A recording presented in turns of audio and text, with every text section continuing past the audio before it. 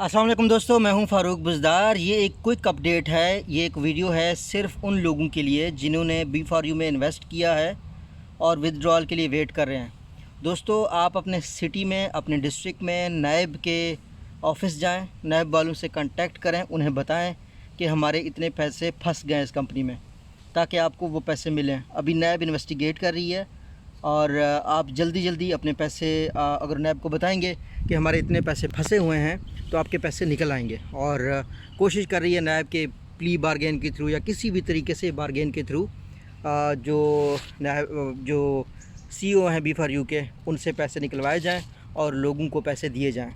दोस्तों, ये अभी आप में से कुछ लोग अगर अभी भी ये समझते हैं कि नहीं जी कुछ तरीके से पैसे निकलेंगे, नहीं जी हम किसी तरीके से पैसे निकालेंगे, तो आप बहुत गलत सोच रहे हैं और अपना बहुत ज़्यादा नुकसान करवा रहे हैं। फिर आप कहते हैं हुकूमती इदारे हमारी मदद क्यों नहीं करते।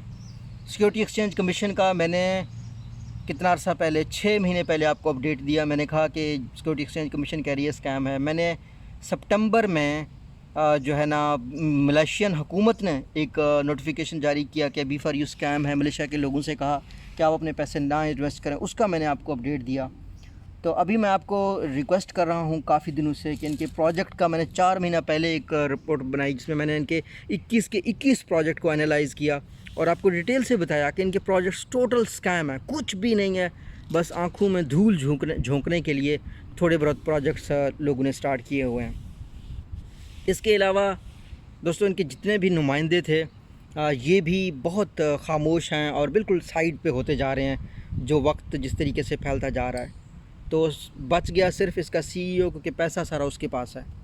तो नैब भी उसी सिचुएशन में आपकी मदद कर सकती है, आपके पैसे रिकवर हो सकते हैं अगर आप कंप्लेन करेंगे, अगर आप नैब को बताएंगे कि हमारे पैसे डूबे हुए हैं। हुकूमत क्या करे अब आप लोगों के साथ, आप लोग जो आपकी मदद करते हैं, जिन लोगों ने आपको गाइड किया।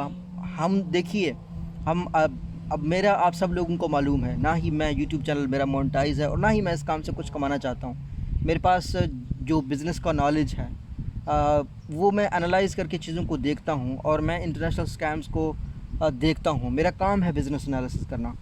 तो मैं मेरी जितनी भी एक्सपर्टीज़ हैं वो जब मैं कंपनीज़ को कंसल्टेंसी करता हूँ तो उसके मैं पैसे लेता हूँ।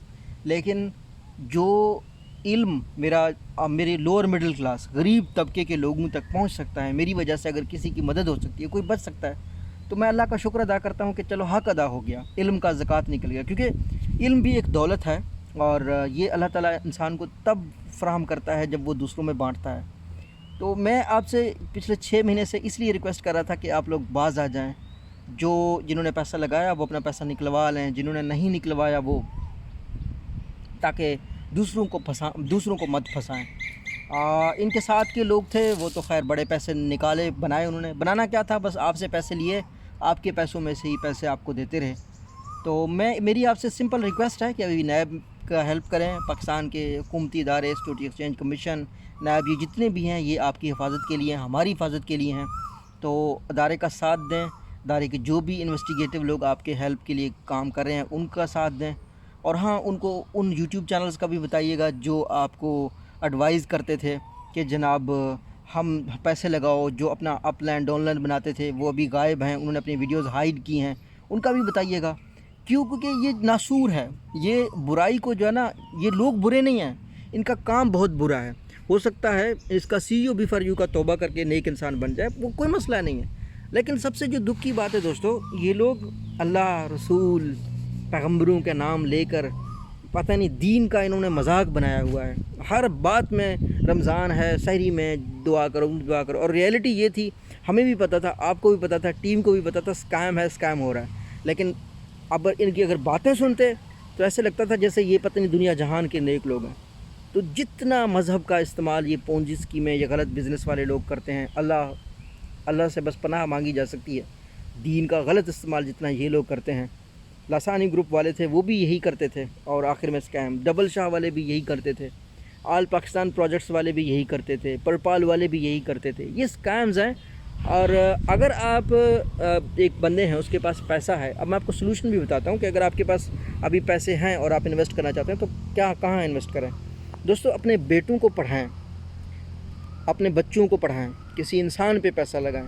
अगर आपके पास कुछ ज़्यादा ही पैसा है, इन पोंजी स्कीमों को देने के बजाय پھر اس کے بعد ان کو تاکہ اسٹاک ایکسچینج کا علم ہو، ان کے دنیا کے نئے نظام میں پیسے کمانے کا علم ہو۔ آن لائن ارننگ بہت بڑی فیلڈ ہے، ای کامرس، دراز پہ چیزیں بیچنا شروع کر دیں، علی بابا سے چیزیں منگوائیں، پاکستان میں فزیکلی چیزیں بیچنا شروع کر دیں، اسٹاک ایکسچینج کو سیکھیں۔ اسٹاک ایکسچینج کا کام کرنا اتنا مشکل نہیں ہے، ٹھیک ہے۔ بینکس کی انویسٹمنٹ ہیں، اسلامک بینکس کی انویسٹمنٹ ہیں، بالکل اسلامی، ان کو اویل کرنا شروع کریں، ان کو سیکھیں۔